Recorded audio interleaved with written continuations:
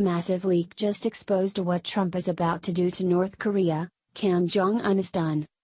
The acrimony between North Korea and the United States as well as the rest of the Western world has been increasing as of late.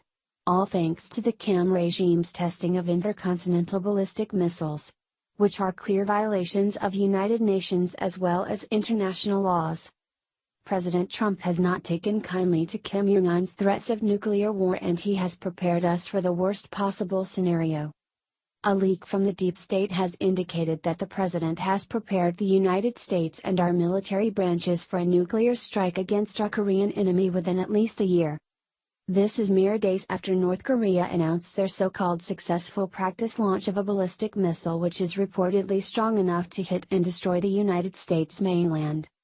Anonymous sources within the senior level of the military have told reporters with the Mail in Washington, D.C., that officials within the Pentagon have put forth extremely elaborate plans for nuclear warfare and the creation of a facility that operates deep with the mountains for a rogue state. If this information becomes public knowledge and is, in fact, true, then the United States could be on the verge of war with North Korea, especially considering North Korea's development of nuclear weapons. This latest development came as a result of learning that the North Korean ballistic missile had a range of 6,500 miles. Nuclear policy experts were greatly concerned after this latest test because this latest missile is projected to be able to hit large cities in the United States such as Los Angeles, California, Denver, Colorado, Chicago, Illinois, Boston, Massachusetts, as well as New York City, New York. However, Kim Jong-un said he could hit any city at any time. Whether that is true or not remains to be seen. In retaliation for the ballistic missile practice launch, the United States held B-1 bomber drills near the Korean peninsula as well as began live-fire exercises, which is in line with what the president said was taking all the necessary steps to ensure the security of American allies and the United States. These latest actions indicate what the president plans to do in the future. At a full cabinet meeting, the president said the following: "We will handle North Korea. We are gonna be able to handle them. It will be handled. We handle everything."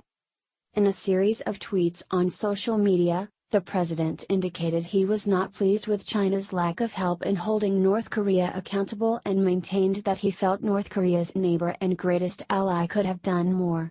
He said, "I am very disappointed in China. Our foolish past leaders have allowed them to make hundreds of billions of dollars a year and trade, yet they do nothing for us with North Korea, just talk. We will no longer allow this to continue. China could easily solve this problem."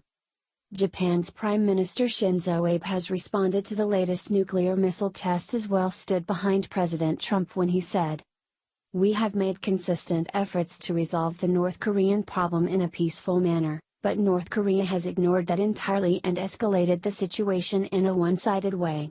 The international community, starting with China and Russia, must take this obvious fact seriously and increase pressure."